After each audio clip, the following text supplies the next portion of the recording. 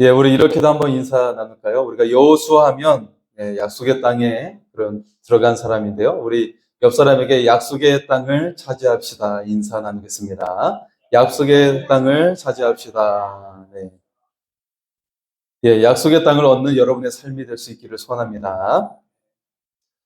맥기니스라는 심리학자가 있는데요. 그가 성공한 사람들의 특징을 연구를 해봤습니다. 그랬더니 다음과 같은 특징이 있었는데 한번 볼까요? 네. 총 10가지인데 먼저 5가지 보고 이어서 같이 보겠는데요. 여러분에게 이 가운데 나에게는 어떤 것이 속하고 어떤 것이 부족한가를 한번 살펴보시기 바랍니다. 어떤 곤란, 역경을 만나도 결코 동요하지 않고 끈기 있게 파고들어 문제를 해결해 나간다. 2번은 자기의 미래는 자기 자신이 결정한다는 것을 믿는다. 3번은 몸과 마음을 항상 생동감 넘치게 유지한다. 네. 4번은 비관적, 부정적 사고의 악순환을 과감히 끊는다. 5번은 어떤 작은 일에서도 큰 기쁨을 찾아낸다. 네, 이어서 6번은 머릿속에 강한 성공의 이미지를 그리며 실현해 간다. 그리고 7번은 불행한 일을 만나도 활력을 잃지 않는다. 8번은 나는 무한한 가능성을 가지고 있다고 굳게 믿는다. 9번은 자기의 주위를 사랑으로 채운다. 10번은 언제나 밝고 건강한 화제만을 말한다. 입니다. 예, 여러분에게 몇 가지 해당하신가요? 10개 중에 여러분에게 해당하는 것이 몇 가지가 있습니까? 예, 한 몇 개 되죠? 네. 여러분 알고 계십니까? 어떤 성공의 비결, 그리고 리더의 자질에 대해서 오늘날 그 세상적인 이론들인데 성경에 가까워지고 있다라는 거예요. 예. 그래서 어떤 리더십에 대해서는 섬김의 리더십이 나오고 있고, 또 성공에 대해서도 예, 이처럼 여러분 보는 것처럼 아시겠지만 굉장히 긍정적인 사고이면서 믿음과 확신을 가지고 있는 내용들이 가득 차 있다는 것을 볼 수가 있습니다. 네, 믿음과 확신을 가지고 있죠. 비록 불행한 일이 있고 어려움이 있다 할지라도 믿음이 있는 거예요. 확신이 있는 거예요. 그것을 가지고 있고 내 주변에 무엇으로 채워요? 돈으로 채우는 것이 아니고 사랑으로 채우는 거예요. 그러면 그 사랑이 나에게 고객을 만들게 되고 나에게 성공으로 이끄는 거예요. 그래서 이 내용이 사실은 성경의 내용이 많이 들어가 있는데 그 내용을 세상의 그런 지식들이 많이 활용하고 있는 것을 볼 수가 있어요. 점점 성경에 가까워지고 있는 것을 볼 수가 있습니다. 실제로 경영학자들이 그런 이야기를 하고 있어요. 자, 우리가 좋아하는 말씀 중에 데살로니가 전서 5장 16절에서 18절의 말씀이 있는데요. 한번 볼까요? 네, 우리 같이 읽겠습니다. 항상 기뻐하라. 쉬지 말고 기도하라. 범사에 감사하라. 이것이 그리스도 예수 안에서 너희를 향하신 하나님의 뜻이니라. 아멘. 할렐루야. 여러분, 이 말씀을 우리가 암기하고 또 암기하고 늘 암송할 수 있기를 소원합니다. 네, 이 말씀이 여러분에게 피가 되고 뼈가 되고 예, 살이 되고 여러분에게 삶의 놀라운 역사가 일어나게 될 줄 믿습니다. 이 말씀이 무엇입니까? 기도가 있다는 것은 목표가 있다는 거예요. 비전이 있다는 것입니다. 하나님의 영광을 드러낼 목표이기 때문에 그것이 사명이요 비전이 되는 거예요. 네. 그런데 그 비전을 이루기 위해 수많은 어려움이 있어요. 실제로 헤쳐나가야 될 난관들이 많이 있습니다. 여러분 육군 사관학교를 할지 장교가 되기 위해서도 일반 사병보다 헤쳐나갈 그런 훈련들이 더 많이 있어요. 네. 그 자격에 해당해야 되기 때문에 예, 그런 어려움이 비전을 이루기 위해서 많이 있어요. 그럼에도 기도로 맡기고 항상 기뻐하고 감사한다면 그 비전은 훨씬 잘 이루어지게 되는 거예요. 여러 가지 난관이 있고 어려움이 있지만 마치 우리가 아름다운 꽃밭을 산책하는 것처럼 그것을 감당하게 될 줄 믿습니다. 별로 아멘을 안 하시네요. 예, 여러분 꽃 구경하는 거 좋아하시잖아요. 그죠? 저만 좋아하나요? 예. 마치 우리가 산책하는 것처럼, 아름다운 꽃밭을 산책하는 것처럼 기뻐하고 감사하면 어려움도 마치 꽃밭을 산책하는 산길이 될 줄 믿습니다. 그 과정을 즐기는 거예요. 아, 좋은 일이 있구나. 기대가 되는 거예요. 자, 그런 어려움 속에도 그럼에도 불구하고 기도로 맡기면 항상 기뻐하고 감사한다면 훨씬 여러분의 꿈과 비전이 잘 이루어지게 될 줄 믿습니다. 이 말씀을 우리에게 주셨어요. 이것이 바로 하나님의, 우리를 향하신 하나님의 뜻이라고 말씀을 하고 있는 것입니다. 여러분, 그런 사람은 주변 사람들도 그의 리더십에 이끌려서 따라가게 되는 거예요. 자, 이처럼 성공이나 리더십의 자질들이 바로 성경 속에 잘 드러나 있는 것을 볼 수가 있습니다. 그렇다면 우리의 인생에서 계속 승리하는 기도를 하려면 어떻게 해야 될까요? 예, 내가 계속해서 날마다 승리하는 거예요. 그런 기도를 하려면 어떻게 해야 될까? 오늘 성경에 등장하는 인물은 예사롭지가 않죠? 네.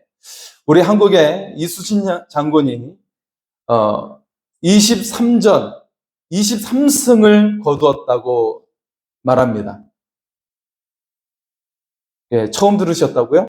예, 전에도 말씀 나눈 적이 있었는데, 예, 뭐 명랑해전이랄지, 뭐 한산도 대첩이랄지 우리가 그런 걸 알고 있지만 실제로는 전투에 23전 전쟁에 임해서 23승을 거두셨는데 굉장히 놀라운 업적이죠. 세계사에 유례 없는 놀라운 업적이에요. 자, 오늘 인물도 전쟁의 명장에 등장하고 있는 거예요. 제가 가끔 나폴레옹을 이야기한 적이 있었지만 어쨌든 오늘 인물은 굉장히 우리가 그를 존경할 그런 신앙의 인물이 등장하고 있습니다. 바로 가나안 정복의 리더 여호수아입니다. 여리고성을 비롯해서 가나안 7족속과 전쟁에서 승리했어요.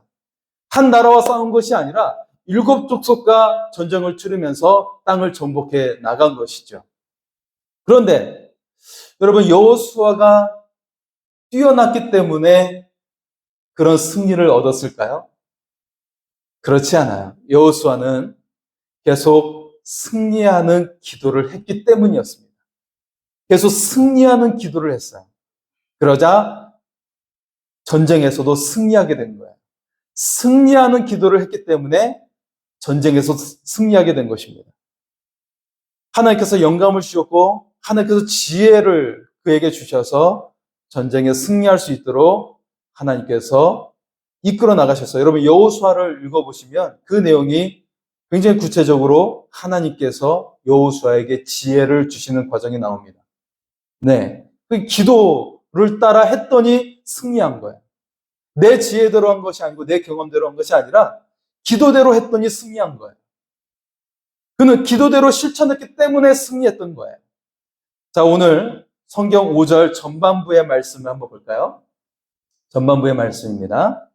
같이 읽겠습니다. 내 평생에 너를 능히 대적할 자가 없으리라. 아멘. 제가 그 앞에 있는 말씀 보실까요? 그 앞에, 네. 지금 전반절 말씀이죠. 여기 보면 밑에 원문이 해석되어져 있는 부분이 나옵니다. 우리 원문의 내용도 같이 읽겠습니다.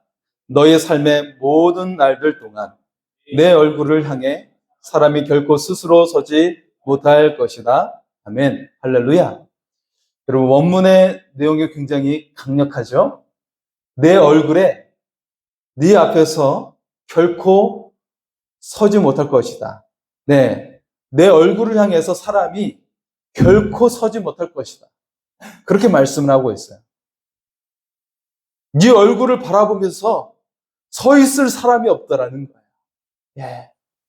얼마나 놀라운 말씀을 주시는 것입니다.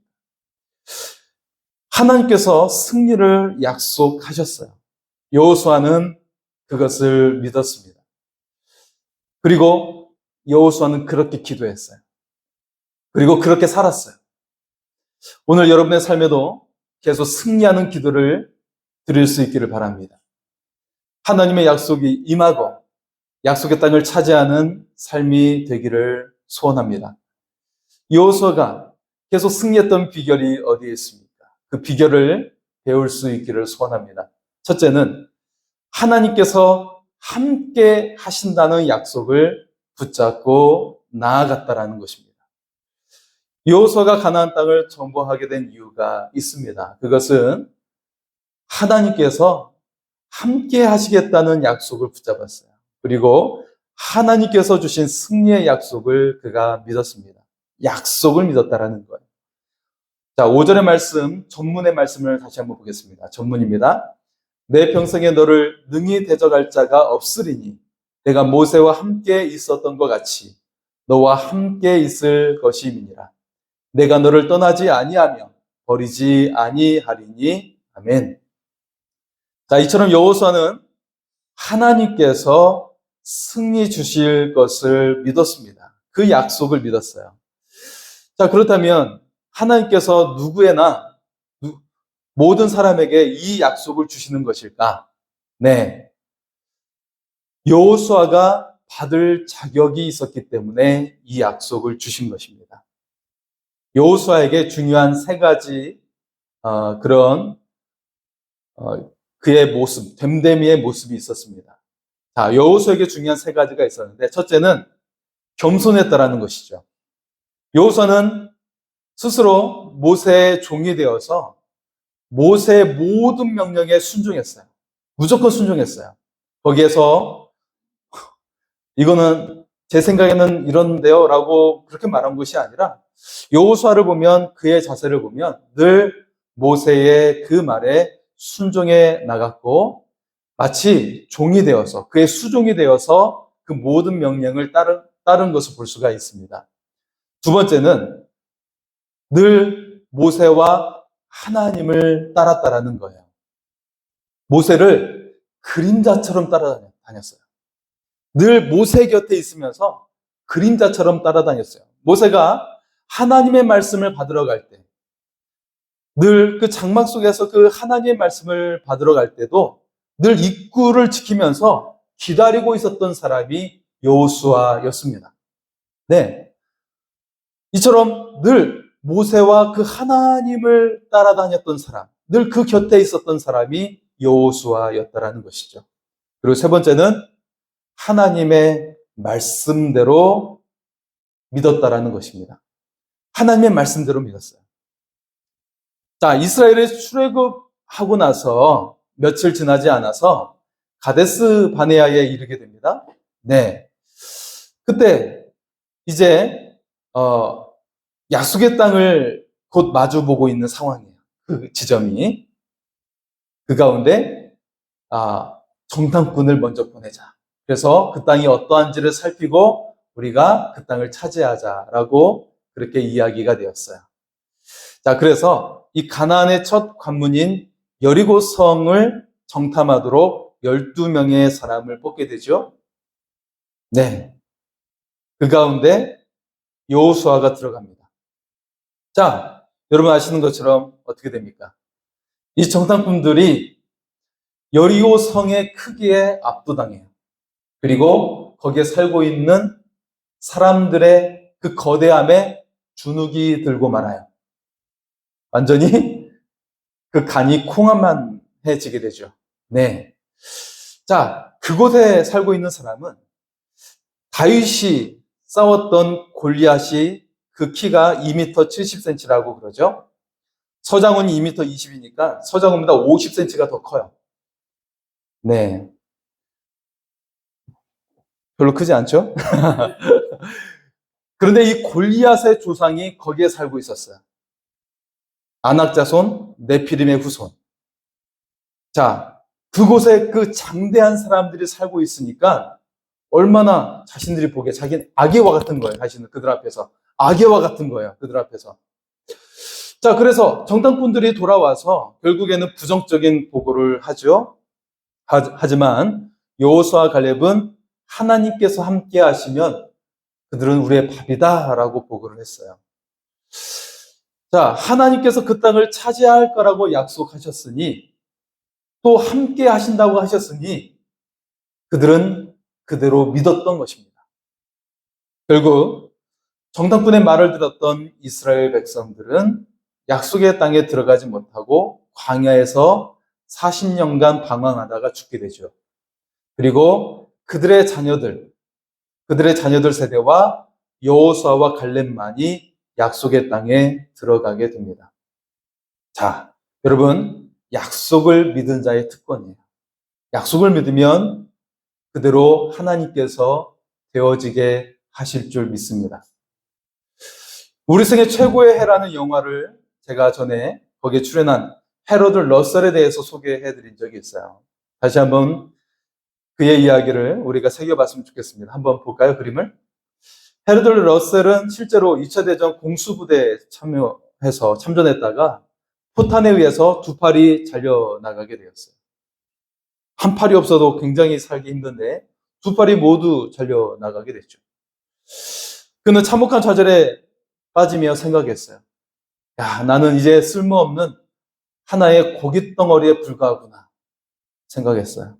그런 가운데 그게 차츰 진리의 마음이 들어오기 시작했어요.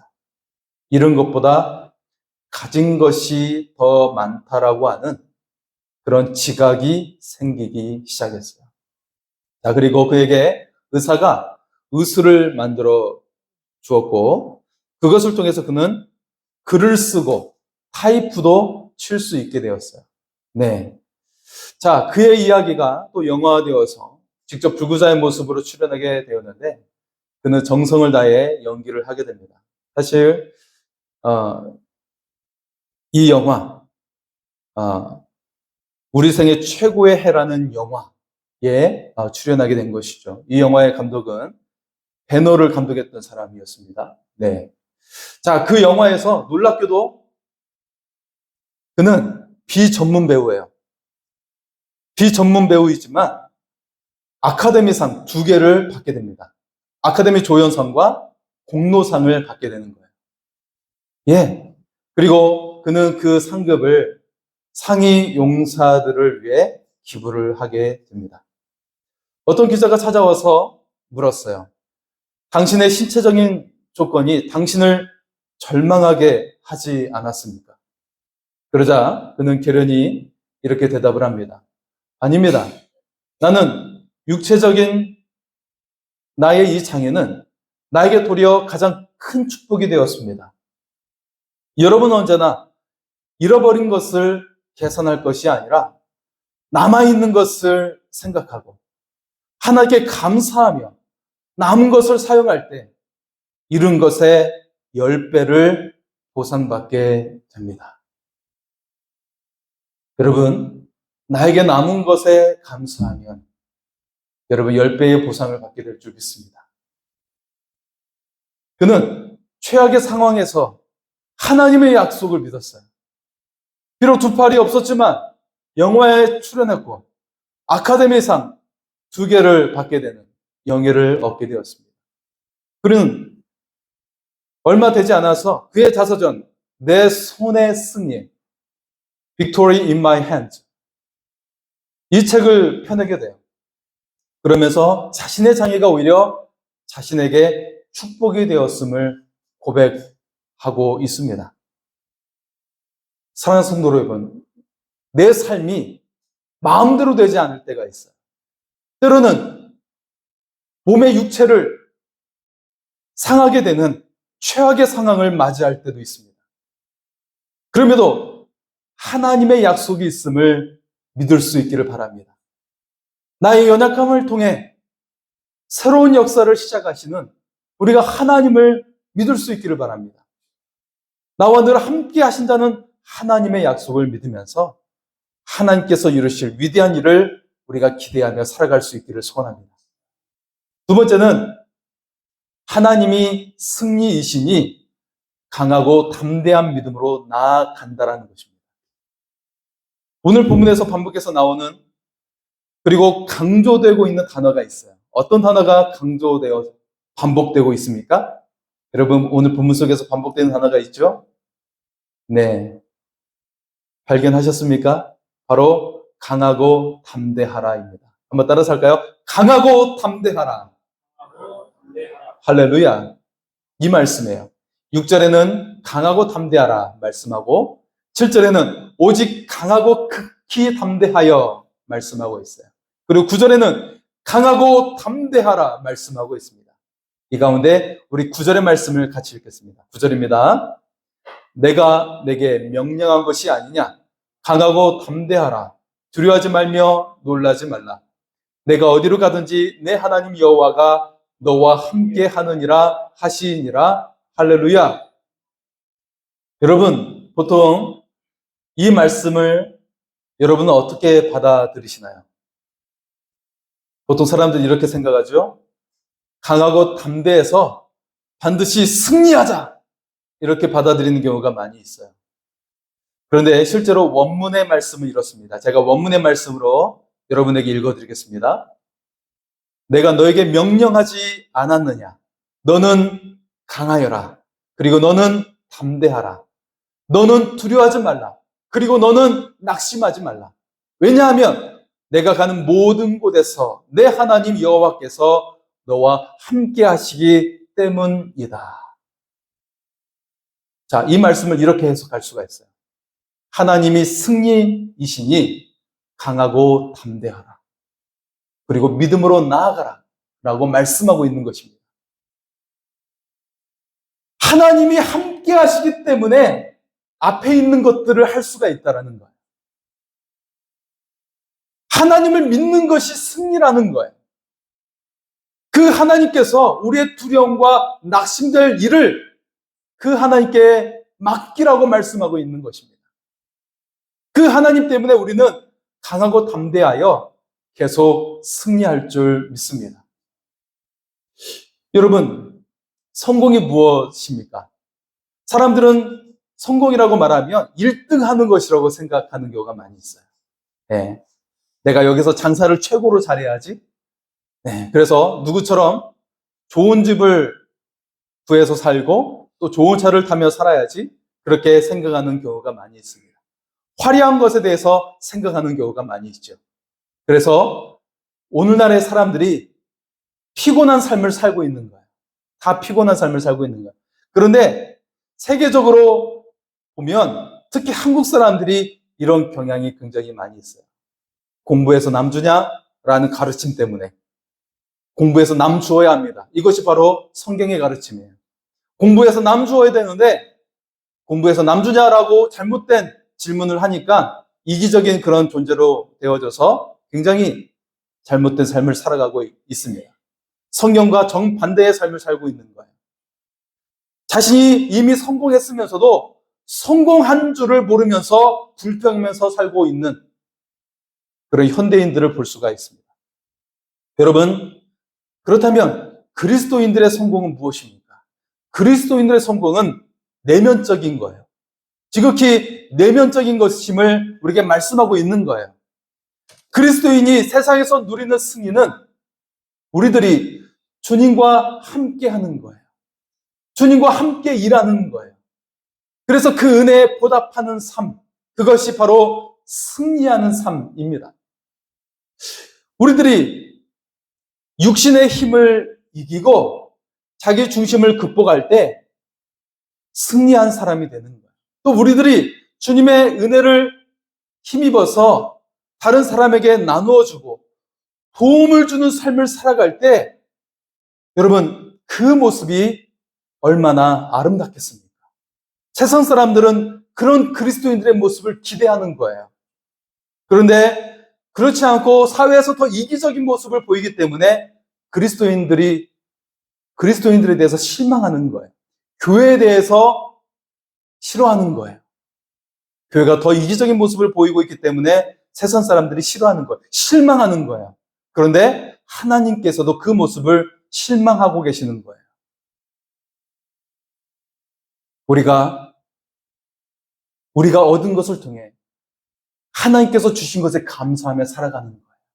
그러면서 우리는 이것을 더욱더 나누어주고 베풀면서 살아가는 것.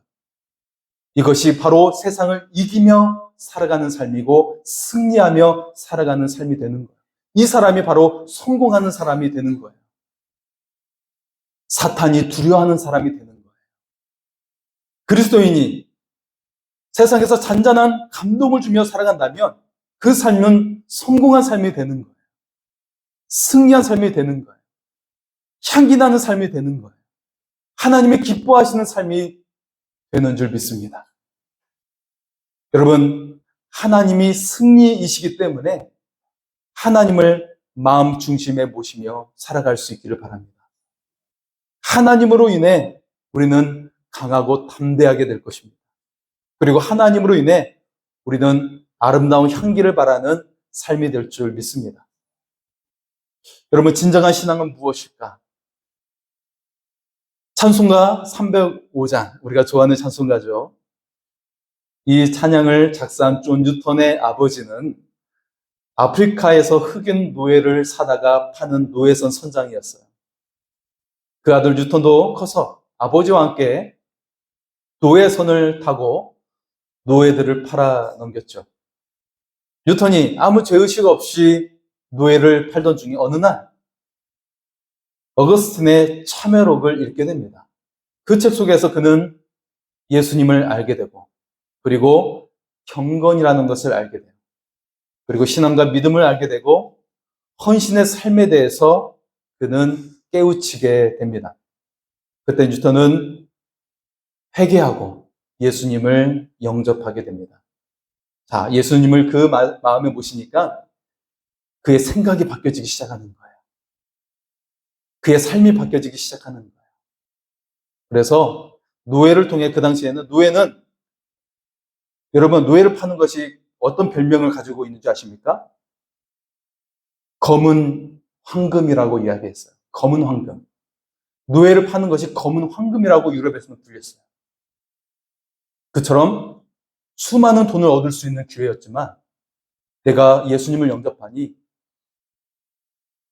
수많은 돈을 버는 것이 중요한 것이 아니라 예수의 삶을 사는 것이 중요한 것을 알고 이 노예 하는 걸 이제는 버리게 되고, 이것을 스스로 그는 포기하게 되고, 이와 반대되는 삶을 살기 위해 노력하게 됩니다. 그러면서 찬송가 305장, 나 같은 죄인 살리신 그 은혜 놀라와, 이 찬양의 시를 작사하게 되는 것입니다.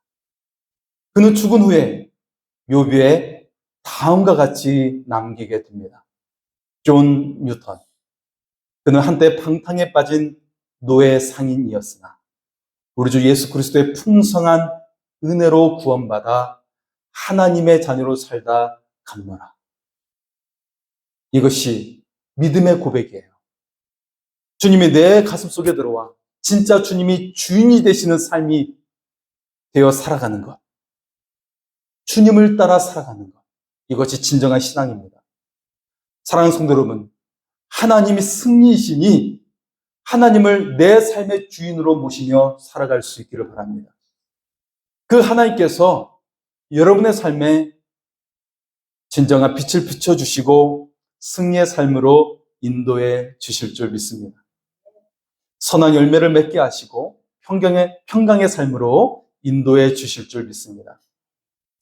마지막 세 번째는 하나님이 형통이시니 말씀과 묵상으로 하나님을 모시면 형통한다라는 것입니다. 네. 여러분은 형통하기를 원하시나요? 아니면 날마다 문제가 하나씩 생기기를 원하시나요? 아이고, 당연히 목사님. 형통하기를 원하죠. 문제가 생기기를 원하겠어요. 예, 그렇게 말씀하시겠죠. 미국의 저널리스트 중에 시드니 저스틴 해리슨이라는 사람이 다음과 같은 명언을 남겼습니다. 승자는 시간을 관리하며 살고, 패자는 시간에 끌려 산다. 승자는 시간을 붙잡고 달리고, 패자는 시간에 쫓겨서 달린다. 승자는 지는 것을 두려워하지 않고, 패자는 이기는 것도 은근히 염려하며 산다. 여러분, 무슨 말을 하는 것일까요? 이 말은 승자와 패자가 따로 있다라는 말이 아니라 오직 내 삶에 올바르게 반응하는 위대한 영혼이 있다라는 말을 하고 있는 것입니다. 내 삶에 올바르게 반응하는 위대한 영혼에 대해서 말하고 있는 것입니다. 여러분, 여호수아가 형통한 길만 있었던 것일까요? 아니요. 오히려 모세보다 더 많은 어려움과 난관이 그에게 있었어요. 우선 모세는 큰 기적이 그에게 함께했던 위대한 선지자였어요. 많은 사람들은 그 얼굴의 광채로 말미암아 그를 제대로 쳐다보지도 못했어요. 여호수아는 그런 능력이 하나도 없었어요. 반석을 쳐서 물을 낼 수 있는 그런 거 하나도 할 수 없었어요. 모세 시대에는 출애굽 후에 전쟁이라고는 암말렉과의 전쟁뿐이었어요. 단 한 번의 전쟁. 그런데 여호수아는 평생의 전쟁의 연속이었어요. 여러분, 내 삶에 계속 전투하고 막 치열하게 싸워야 된다고 생각을 해보세요. 얼마나 그 삶이 고통스럽겠습니까? 그럼에도 모세는 약속의 땅에 들어가지 못했지만 여호수아가 가나안 땅을 얻게 된 한 가지 분명한 이유가 있었습니다. 네, 하나님이 형통이시니 말씀과 묵상으로 하나님을 모심으로 그가 형통하게 된 것입니다. 얼마나 그 속에 마음이 아픔과 상처가 있었겠어요. 계속해서 전쟁에 임해야 되니까 자기의 사랑하는 그런 백성들이 그래도 죽어나가는 것을 보지 않겠습니까? 그 가운데서 그는 계속 하나님의 말씀을 붙잡고 나간 거예요. 자, 우리 오늘 말씀 7절과 8절의 말씀을 같이 보겠습니다. 7절과 8절입니다. 오직 강하고 극히 담대하여 나의 종 모세가 내게 명령한 그 율법을 다 지켜 행하고 오르나 좌로나 치우치지 말라. 그러면 어디로 가든지 형통하리니 이 율법책을 내 입에서 떠나지 말게 하며 주야로 그것을 묵상하여 그 안에 기록된 대로 다 지켜 행하라. 그리하면 내 길이 평탄하게 될 것이며 내가 형통하리라. 아멘. 자, 이 말씀 우리에게 큰 울림과 감동을 주는 말씀입니다. 우리의 가슴을 굉장히 담대하게 하는 말씀이죠. 자, 그런데 여러분, 성서학자들은 말을 하고 있어요.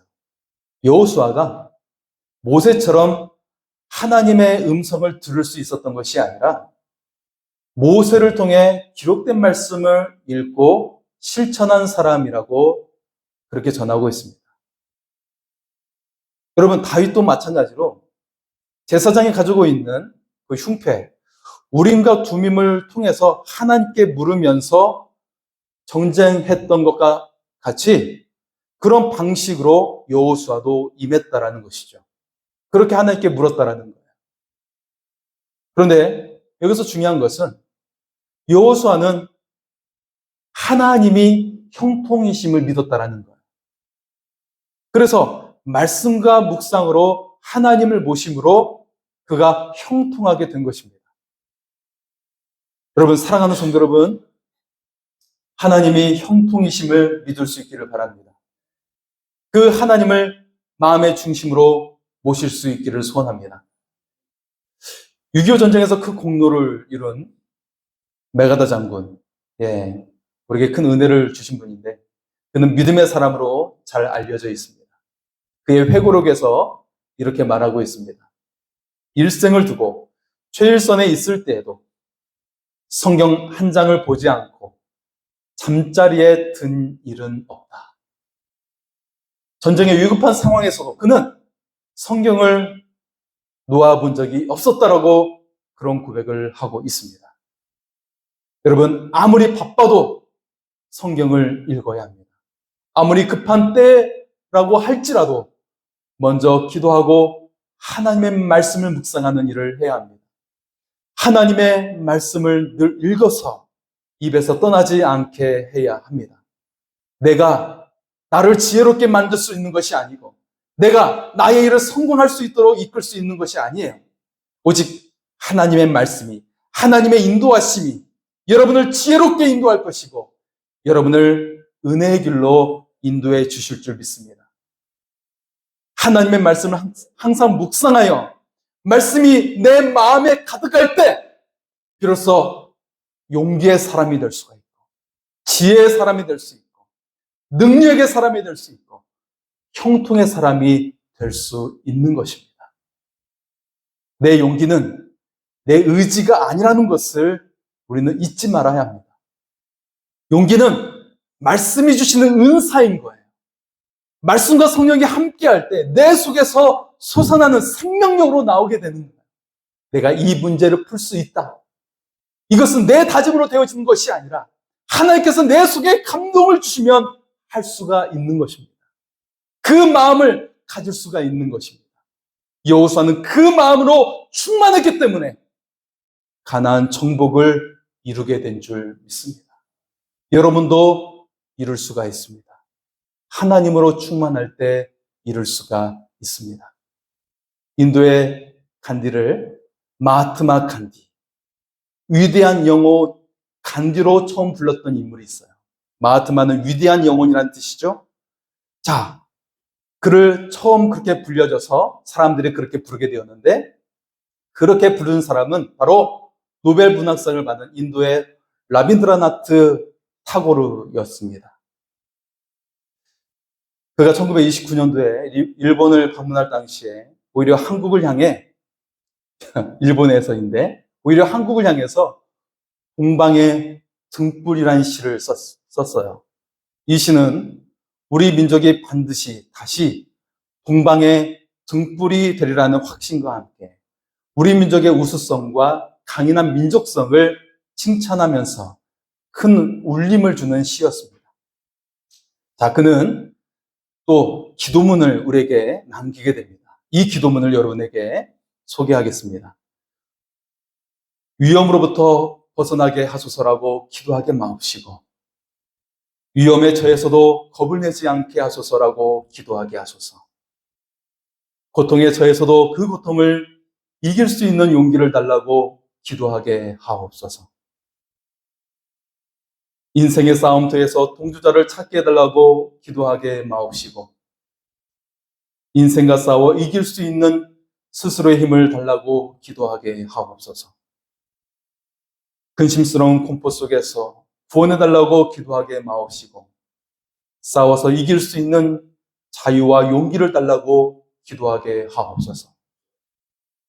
겁쟁이가 되고 싶지 않사오니 도와주시옵소서.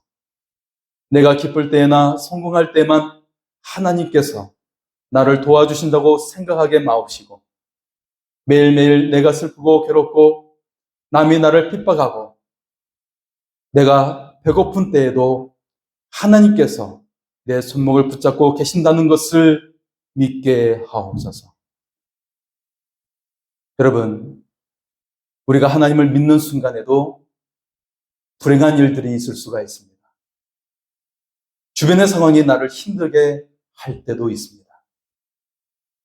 여러분, 우리의 기도는 세상이 달라지기를 기도하는 것이 아니라 내가 달라지기를 기도해야 하는 것입니다. 내 주변 사람들이 달라지기를 바라지 말고 내가 남에게 달라진 사람으로 대할 수 있도록 기도해야 하는 것입니다. 입시 정보, 취업 정보, 성공을 위한 정보가 없어서 문제가 되는 것이 아니라 문제는 바로 믿음뿐이라는 것입니다. 하나님의 약속과 그에 대한 확실한 믿음이 중요하다는 사실입니다. 지금 나에게 말씀하시는 하나님의 말씀에 대한 확신을 갖는 믿음이 우리에게 중요한 것입니다. 내가 내게 명령한 것이 아니냐. 강하고 담대하라. 두려워하지 말라. 놀라지 말라. 내가 어디로 가든지 내 하나님 여호와가 너와 함께 하느니라 하시니라. 여러분, 하나님이 승리이십니다. 하나님이 형통이십니다. 그 하나님을 매일 묵상과 기도로 확신하고 믿는다면 그를 감당할 자가 없을 것입니다. 하나님을 모신 여러분이 바로 그런 사람입니다. 그 하나님의 사랑의 음성을 들으며 날마다 승리하며 살아갈 수 있기를 축복합니다. 우리 찬양하시겠습니다.